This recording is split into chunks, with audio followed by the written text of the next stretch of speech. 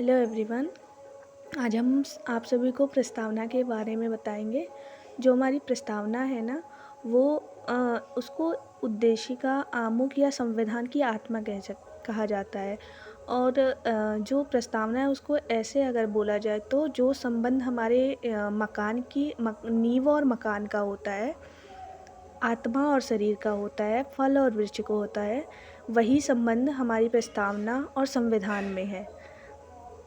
जैसे ना होता है कि अभी बुक पढ़ना स्टार्ट करो तो जो मतलब उसकी भूमिका होती है पुस्तक की, अगर उसको पढ़ लिया जाए तो सारी मतलब उसके अंदर जो क्या लिखा है, उसके पीछे लेखक का उद्देश्य क्या है, वो स्पष्ट हो जाता है। उसी प्रकार अगर हम प्रस्तावना का अध्ययन करते हैं, प्रस्तावना के बारे में जानते हैं, पढ़ते हैं, तो हमें पूरे संविधान के बारे में पता चलता है। जो हमारे मतलब जो सर अर्नेस्ट बर्कर थे, उन्होंने जब प्रस्तावना पढ़ा तो उन्होंने इसे पढ़कर इसकी बहुत ज़्यादा तारीफ़ की। और उन्होंने बताया कि मतलब ऐसा कहा कि प्रस्तावना अगर पढ़ लिया जाए तो उसके बाद संविधान में कुछ भी जानना शेष नहीं रह जाता। और जो हमारे मुंशी जी हैं, के.एम. मुंशी, उन्होंने प्रस्तावना को तो मतलब संविधान की राजनीतिक तत्वों की जन्म कुंडली कहा। आह्लादी कृष्णा स्वामी अय्यर थे, उन्होंने दीर्घकालिक सपनों का विचार कहा। ठाकुर दास भार्गव जो थे, उन्होंने आत्मा कहा इसे। और डॉक्टर भीमराव अंबेडकर थे, उन्होंने पवित्र दस्तावेज कहा। और N.A. पालकीवाला जो थे, उन्होंने प्रस्तावना को संविधान का परिचय पत्र कहा।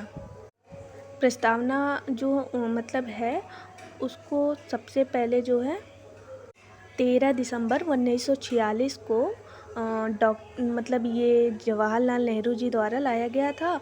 और जो इनको संविधान सभा द्वारा 22 जनवरी 1947 को इसे स्वीकार किया गया था। मतलब यही जो उद्देशिका इन्होंने लाया था, यही आगे चल के प्रस्तावना बनती है हमारी, ठीक।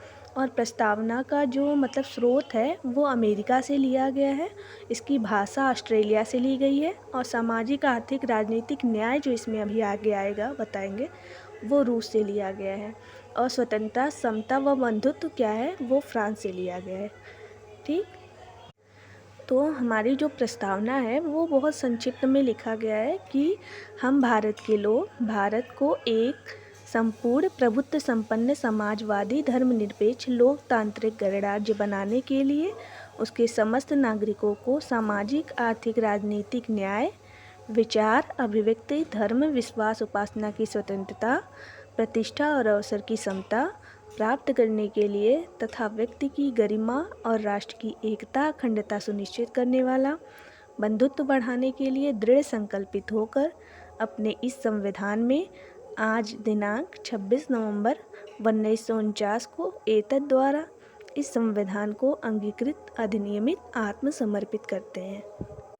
जो इसमें प्रस्तावना की मतलब जो विषय वस्तु है, इसका मूल तत्व ये है कि संपूर्ण प्रभुत्व संपन्न समाजवाद, पंथनिरपेक्ष, लोकतंत्रात्मक गणराज्य है, ठीक। और इसमें 3 प्रकार के न्याय की बात की गई है, जो सामाजिक न्याय, आर्थिक न्याय, राजनीतिक न्याय है। और इनमें 5 प्रकार की स्वतंत्रता, विचार, अभिव्यक्ति, विश्वास, धर्म, उपासना की स्वतंत्रता है। और इसमें समता 2 प्रकार की बात की गई है, प्रतिष्ठा और अवसर की। जो हमारी प्रस्तावना है, इसका कोई कानूनी महत्व नहीं है। जो मतलब यह न्यायालय द्वारा अपरिवर्तनीय है, इसको न्यायालय द्वारा लागू नहीं कराया जा सकता। इसके बावजूद भी इसका महत्व कम नहीं है, क्योंकि जो संविधान है, इसकी भाषा जो है वो मतलब जहाँ अस्पष्ट और संदिग्ध है, उसके व्याख्या में हम प्रस्तावना की मदद ले सकते हैं।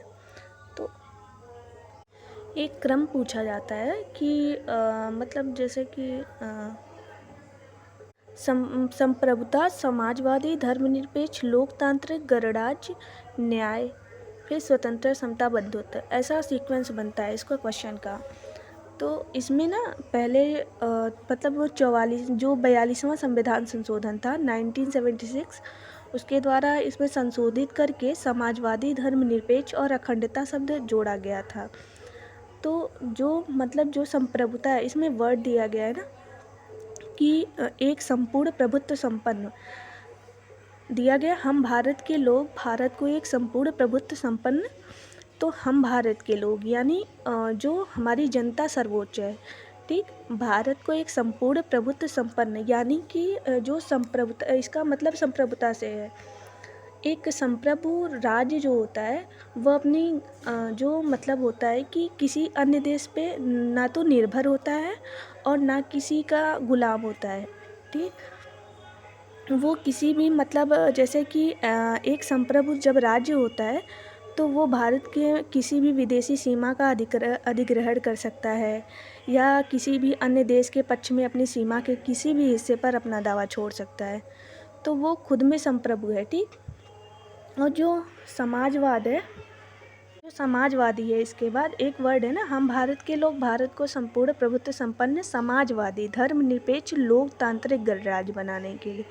तो जो समाजवादी शब्द है ये 42वां संविधान संशोधन द्वारा 1976 में लाया गया था, ठीक है। तो जो जो मतलब भारत में है जो समाजवादी ढांचे का मतलब शब्द का प्रयोग किया गया था, ये इसका प्रतिपादन 1955 में तमिलनाडु के अवाड़ी अधिवेशन में किया गया था और पंडित जवाहरलाल नेहरू ने इसे लोकतांत्रिक समाजवाद की संज्ञा दी थी। जो समाजवाद है ये मतलब अमीर गरीब दोनों को आगे बढ़ाने का अवसर देता है, तो ये है। और पंथ निरपेक्षता, इसके बाद पंथ निरपेक्षता मतलब पंथ निरपेक्षता शब्द है, तो ये भी पंथ निरपेक्षता यानी धर्मनिरपेक्षता। तो धर्मनिरपेक्षता को भी 42वां संविधान संशोधन 1976 द्वारा जोड़ा गया था और इसका उल्लेख जो किया गया आर्टिकल 25 से 28 के बीच में किया गया है, ठीक है। तो मतलब हमारे जो हमारा देश है उसमें सभी धर्म एक जैसे हैं, एक समान है, सरकार का मतलब समान समर्थन प्राप्त है। पर्टिकुलर राज्य का कोई मतलब जो हमारा देश है उसका कोई धर्म नहीं है। फिर आता है लोकतंत्र। तो जो हमारा मतलब लोकतांत्रिक व्यवस्था है इसका मतलब ये है कि सर्वोच्च शक्ति जनता के हाथ में है, ठीक। तो इसमें जनता द्वारा जो मतलब कहा जाता है ना, जनता द्वारा जनता का शासन, तो वो लोकतंत्र है। और गणराज्य है, गणराज्य शब्द आता है तो उसमें ये बताया गया है कि मतलब कोई जो देश का राष्ट्राध्यक्ष होगा वो अनुवांशिक या वंशानुगत नहीं होगा, वो देश की जनता द्वारा प्रत्यक्ष अप्रत्यक्ष रूप से चुना जाएगा एक निश्चित अवधि में। और मतलब जैसे इंग्लैंड में है सम्राट जो होता है अनुवांशिकी होता है, गण वहाँ ऐसा नहीं है यहाँ पे। तो इसलिए ये मतलब यहाँ गणतंत्र है वहाँ नहीं है। फिर आता है सामाजिक न्याय। तो सामाजिक न्याय का मतलब जो हमारा जाति धर्म भाषा लिंग जन वो जो मतलब भेदभाव है वो नहीं है, ठीक। और सामाजिक न्याय को लोक कल्याणकारी राज्य में आधारशिला माना जाता है। और फिर आता है हमारा आर्थिक न्याय। तो आर्थिक विषमता कम से कम हो इसके लिए गरीब मतलब वो गरीबों का शोषण ना हो, गरीबी रेखा के नीचे रहने वालों को नागरिकों को बुनियादी आवश्यकता की पूर्ति कराई जाती है, तो ये चीज़ होगी। फिर राजनीतिक न्याय आता है। राजनीतिक न्याय का मतलब है बिना किसी भेदभाव के सभी को राजनीति में भागीदारी का अवसर मिले। कोई इस आधार पर वंचित नहीं होना चाहिए कि कोई आर्थिक रूप से मतलब उसके पास आर्थिक रूप से वो कमज़ोर हो, तो इस आधार पे भेदभाव नहीं होना चाहिए। और व्यक्ति की गरिमा का मतलब है कि जो मतलब वह सामाजिक न्याय की स्थापना के अनुरूप हो और व्यक्ति एक दूसरे के साथ सभी प्रकार के मतलब जैसे ऐसा भेदभाव ना हो। मतलब व्यक्ति की गरिमा को तब तक जैसे ना कि जब तक व्यक्ति की गरिमा को सुनिश्चित नहीं किया जाएगा तब तक लोकतंत्र की स्थापना होना मुश्किल है, तो ये चीज़ है। जो राष्ट्र की अखंडता है, तो अखंडता का मतलब ये है कि जब राष्ट्र की अखंडता संविधान की पहली प्राथमिकता रही है जब भी बनाया गया तो संविधान की, क्योंकि जो भारतीय समाज था इतना मतलब विविधतापूर्ण था, अलग अलग था ऐसे, तो फिर इसको एकजुट कर पाना ना मुश्किल था, संभव ही नहीं था। तो इसलिए अखंडता को इतना ज़्यादा इम्पोर्टेंस दी गई कि मतलब देते हुए संविधान के जो निर्माताओं हैं वो ऐसे प्रावधान रखे जो कि विश्व के किसी भी लोकतांत्रिक देश के संविधान में नहीं है। जैसे कहा जाए कि ना राष्ट्रपति की आपातकालीन शक्तियाँ व अध्यादेश जारी करने की शक्ति है, तो ये सारी चीज़ें हैं, ठीक। फिर स्वतंत्रता आता है कि मतलब अपने तरीके से किसी बिना किसी रोक टोक की अनुपस्थिति में व्यक्ति का विकास हो सके, उसको अवसर प्रदान किया जा सके। तो ये बंधुत्व का मतलब भाईचारे की भावना होनी चाहिए। तो जो बंधुत्व है ये भी हमारा जो है, फिर जो मतलब अखंडता जो शब्द था वो भी 42वां संविधान संशोधन 1976 द्वारा जोड़ा गया है। फिर प्रस्तावना की जो संशोधनीयता थी, तो उसमें बम्बई बनाम यूनियन ऑफ इंडिया वाद आया था 1955 में आया था।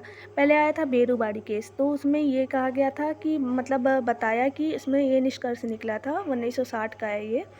इसमें ये निष्कर्ष निकला था कि संविधान प्रस्तावना का भाग नहीं है। फिर केशवानंद भारती केस आया 1973 में। तो इसमें बताया गया कि संविधान जो मतलब ये प्रस्तावना है संविधान का भाग है, लेकिन इसके मूल ढांचे में किसी भी प्रकार का परिवर्तन नहीं होना चाहिए। और जो फिर उसके बाद आया था बम्बई बनाम यूनियन ऑफ इंडिया वाद 1995 में। तो इसमें भी बताया गया कि मतलब संविधान में संशोधन हो सकता है। प्रस्तावना में संशोधन किया गया था इसमें, इसके बारे में थोड़ा सा डाउट है। हाँ, बेरूबाड़ी जो केस आया था 1960 वाला बेरूबाड़ी केस,